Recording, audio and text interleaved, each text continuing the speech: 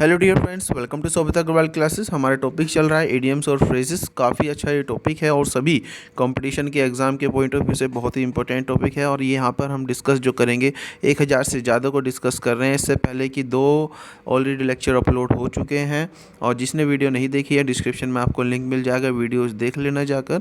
ये पार्ट 3 है और हम जो डील कर रहे हैं वो है S P Bakshi objective general English grammar. काफ़ी अच्छी कंपटीशन के लिए ये बुक बनाई गई है, जो बैंक पीओ हो, NDA, CDS, SSC, MBA, hotel management, MCA, UPSC, कोई भी एग्ज़ाम है सभी के लिए इम्पोर्टेंट ये बुक है। आपको पीडीएफ चाहिए और अदर इन्फॉर्मेशन चाहिए तो आप टेलीग्राम चैनल को भी फॉलो कर सकते हैं, डिस्क्रिप्शन में लिंक है। सर्च भी कर सकते हैं सोभिता अग्रवाल क्लासेस को। मेरा इंट्रोडक्शन आप सभी के सामने है। इससे पहले हम कुछ लेक्चर्स ऑलरेडी अपलोड कर चुके हैं। हम सी सीरीज़ भी कंप्लीट कर चुके हैं। आज जो स्टार्ट होगी वो होगी डी सीरीज़। देखते हैं क्या क्या है इसमें। सबसे पहले जो हमारे सामने ये ईडियम है वो है dig the grave. Dig the grave का क्या मतलब होता है? डिग द ग्रेव का मतलब होता है टार्निश, डिस्ट्रॉय मतलब नष्ट कर देना। टार्निश, डिस्ट्रॉय का मतलब होता है नष्ट कर देना। Dig the grave by taking side of the culprit he dug the grave of his reputation. गलत कल्प्रिट के साथ देने से उसने अपनी रेपुटेशन को नष्ट किया है। ड्रॉ द लॉन्ग बो का मतलब होता है एग्जाजरेटेड। ठीक है, एग्जाजरेटेड इसका क्या है? ड्रॉ लॉन्ग बो का मतलब है exaggerated. In calling him the best politician of the world his followers draw the long बो। इसका एग्जाजरेटेड होता है, अतिशयोक्ति भी इसे बोलते हैं।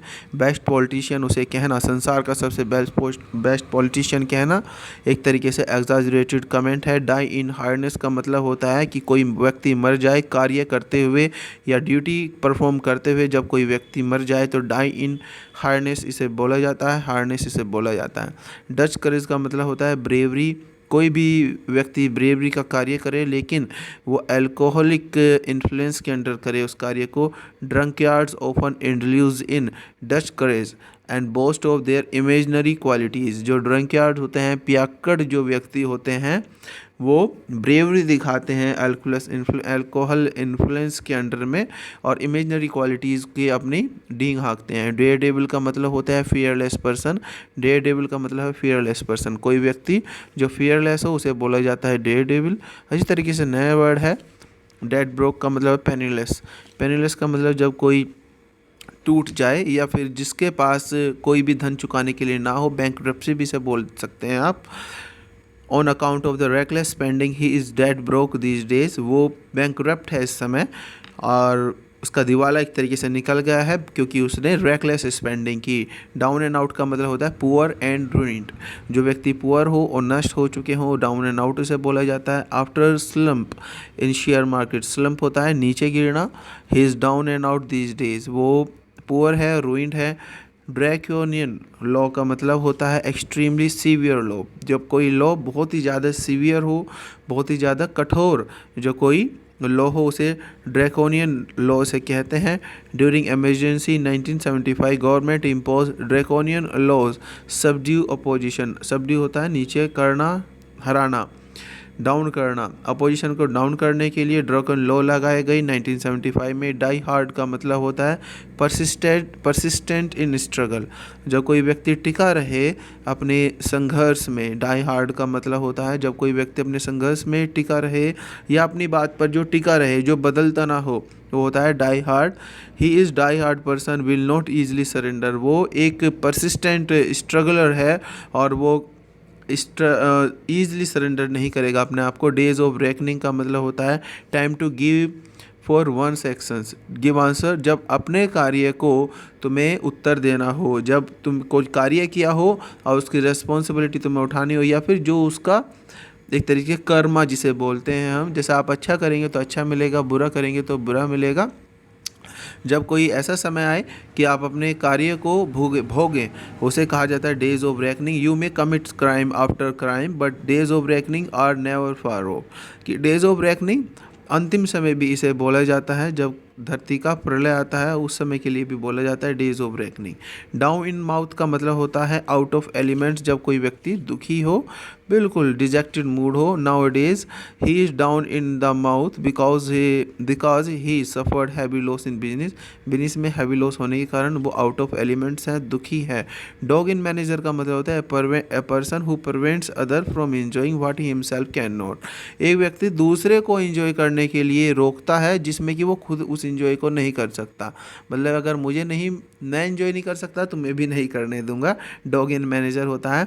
Bye disrupting parliament session the Congress is following a dog in manager policy, dog in manager policy को कांग्रेस फॉलो करता है डिसरप्टिंग पार्लियामेंट सेशन को करते हुए।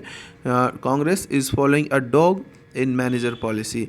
डम्ब स्क्वेब का मतलब होता है कंप्लीट फेलियर, जब कोई व्यक्ति कंप्लीट फेलियर पर हो, कोई भी चीज़ जब कंप्लीट फेलियर पर हो, डम्ब स्क्वेब उसे बोला जाता है। Visit of our foreign minister to China prove a damp squib on border side. Eat humble pie का मतलब होता है जब कोई व्यक्ति पश्चाताप करे, अपोलोजाइज करे। अपोलोजाइज का मतलब होता है कि माफ़ी मांगे, क्षमा मांगे। In spite of his constant bragging he lost the match and had to eat humble pie. ठीक है, पश्चाताप करना या आप जब क्षमा मांगे किसी से। ईट वंस वर्ड का मतलब होता है अपना जो कोई स्टेटमेंट आपने दिया उसे आप वापस ले लें। Withdraw your statement, take your statement back.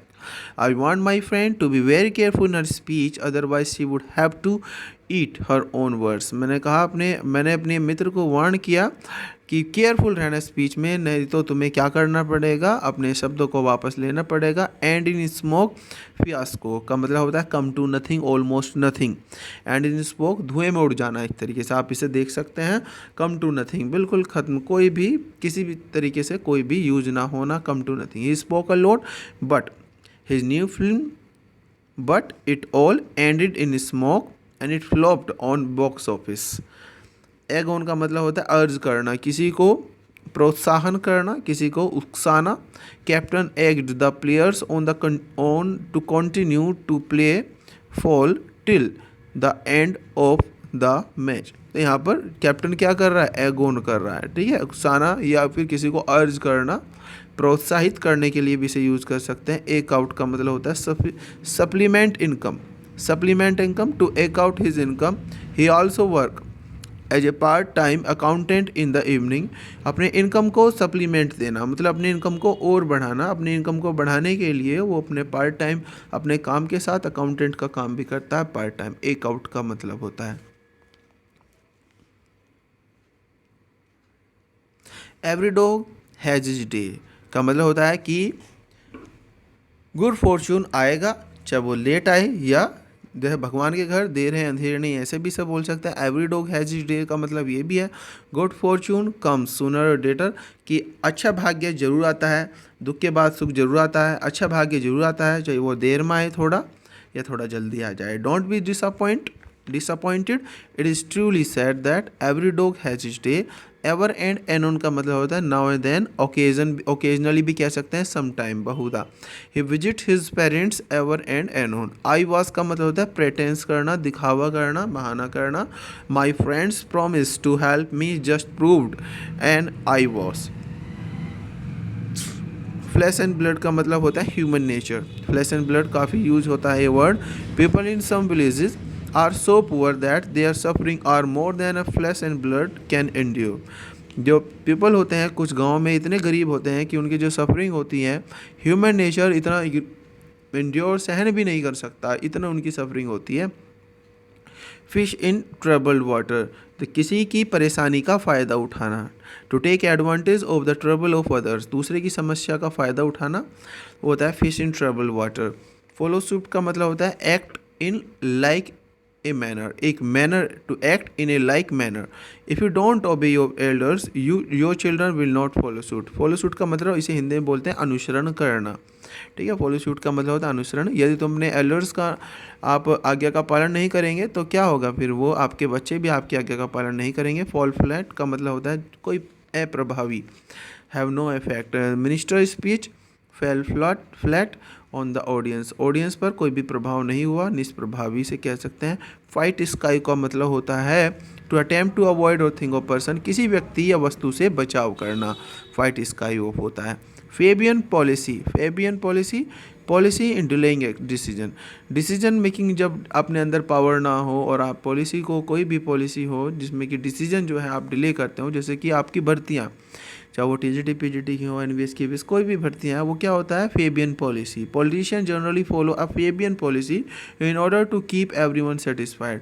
Late लतीफ़ी के डिसीजन जो लेते हैं और सभी को सेटिस्फाई कर देते हैं पॉलिटिशियन, तो फेबियन पॉलिसी वो है।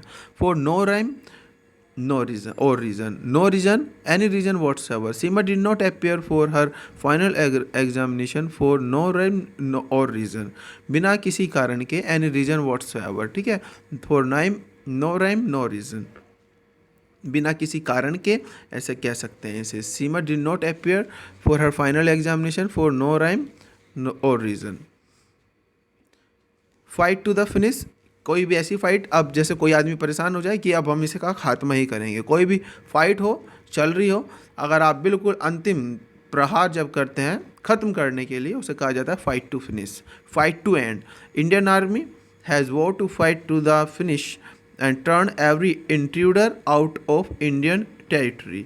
इंडियन टेरिटरी से बाहर करने के लिए इंडियन आर्मी ने कसम खाई है to fight to the finish, इस फाइट को एंड करने की। फ्यू एंड फार बिटवीन का मतलब होता है वेरी रेयर, जो बहुत ज़्यादा रेयर हो, उसे कहा जाता है few and far between. His visits his to his home town are few and far between because of his expanding business. जो उसकी विजिट है उसके होम टाउन में बहुत रेयर है क्योंकि उसका बिजनेस जो है एक्सपेंड है। Flog a dead horse, revive interest in old matters, पुराने मामलों को उठाना, पुराने मामले को दोबारा से जागाना, वो होता है फ्लोग ए डेड हॉर्स।